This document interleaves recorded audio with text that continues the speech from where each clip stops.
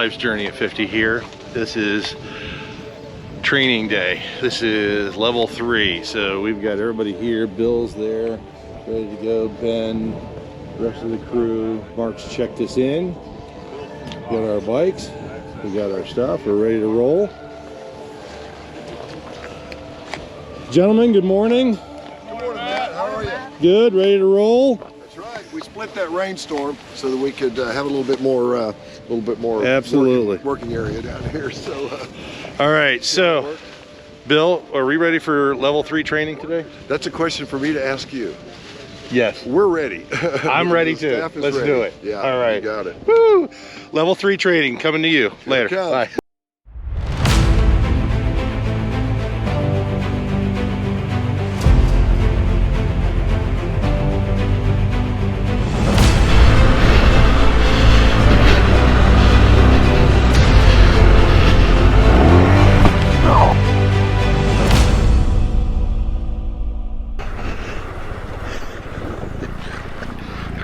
Left-hand turn in this case, or anytime you're downhill, remember you will probably need brake. On your left-hand turns, you can use the rear brake. On your right-hand turns, this is fairly tight. This is 7 paces, not the 8 that you had in your level 1 and 2. So on your right-hand turns, on your downhill, you probably will want to use your front brake, and you would not want to be grabby. This is a little bit chewy here. It's a little bit gravelly, a little off camber. You've got good traction and bad traction. It depends on where your tire's rolling. So just be mindful of that and be very smooth with your controls.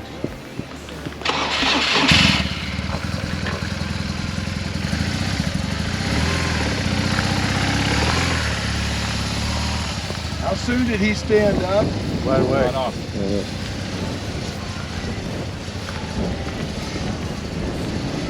Lead with your eyes. Once you know you have the cone made, eyes to the next area. 3 turns and then out.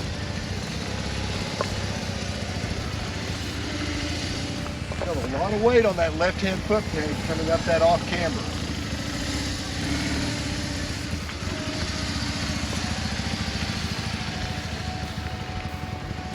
Trust your counterbalance. If you keep reaching to dab, you will have to dab. If you stay in a counterbalance position and use the clutch, not your crutch, you probably won't have to dab.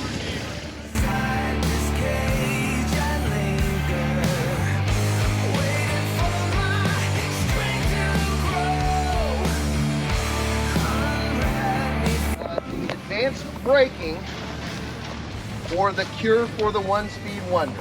This is something that we do discuss in our levels 1 and 2, and Matt, we'll go over a couple of the nuances of this. So this is going to be a little more intense. We're going to ramp it up a little bit. The idea is to use braking to keep up with a group that might be comfortable riding a little bit faster than you are, specifically through turns.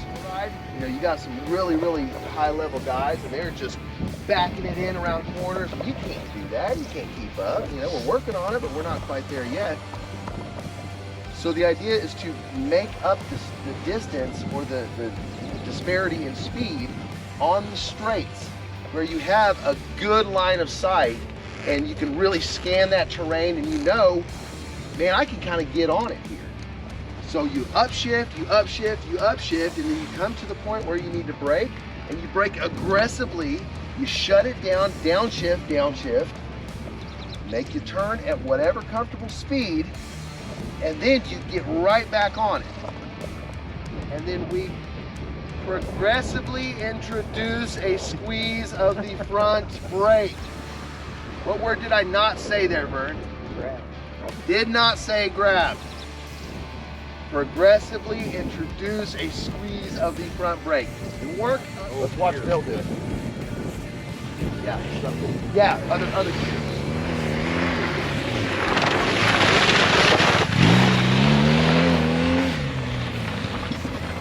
This is ABS is on. But did you see how aggressive that was? Work up to that level of aggression, please.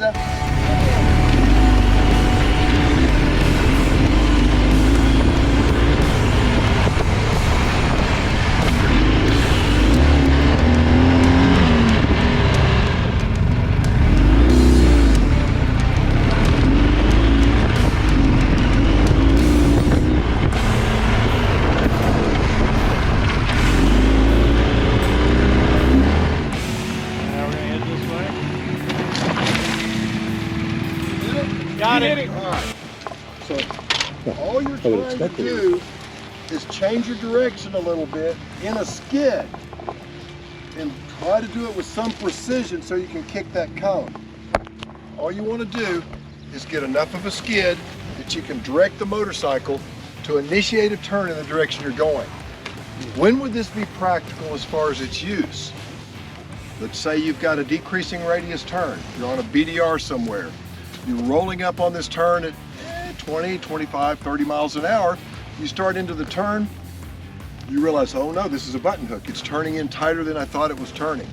So at that point, you can begin to over brake with the rear to the point that you're breaking the back wheel loose. You may be on the front brake just a little bit just because you're trying to slow, but you're over braking with the rear and you're drifting that back end around. Once you get partway in with that skid, you're already set up for your turn. Now you can release the brake and continue to roll on through your turn.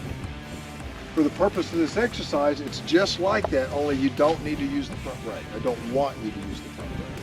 You're not trying to decelerate as much as you are to change the direction of the motorcycle by steering. We call it steering with the rear wheel.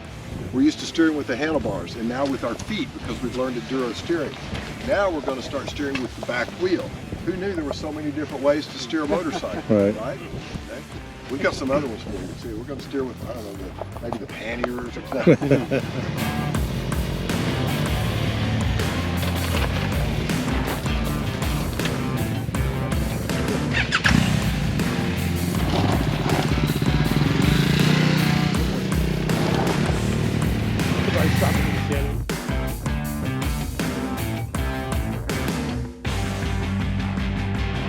What do we got here? A trials course, Rick? I think so. Do we have a trials course?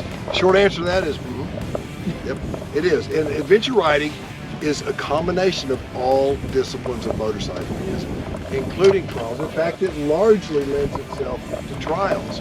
It's a rolling trials. We're not bouncing these bikes around. We're not jouncing around on a 130 or 150 pound motorcycle with a lot of horsepower and a lot of flywheel.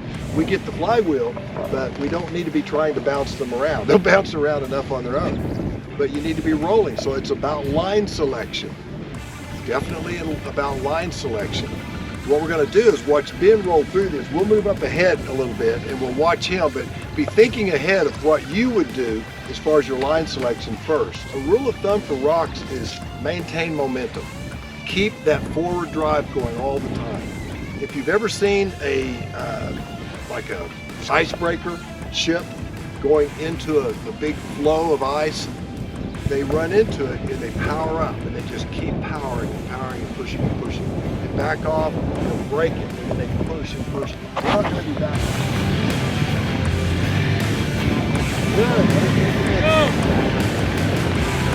Good job, way to go, Rick.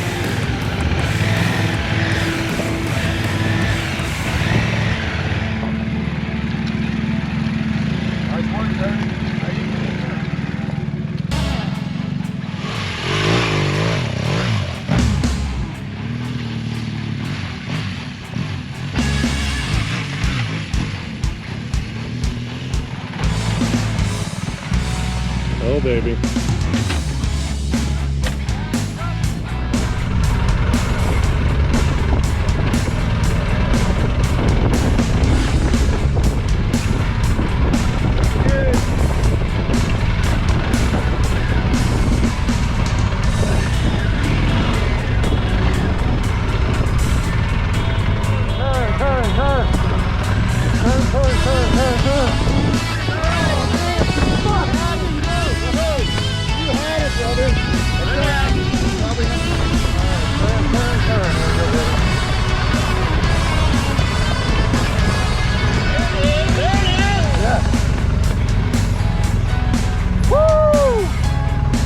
Ben, tell us about what you found. Let me catch my breath. Well, let me think about the best way to put this without expletives. The mud out here is just insanely slick. It took us, what, 10 minutes for me to get up a hill, no taller than Dad? So it sounds like we're not going to go to rock face. Not going to happen. Where does it start getting decent anywhere, or is it just done? You just can't. We didn't get How far far enough did you get? to figure out. We got You know when you go through the bypass, you go in, you button hook. First of all, I tried following that path on around.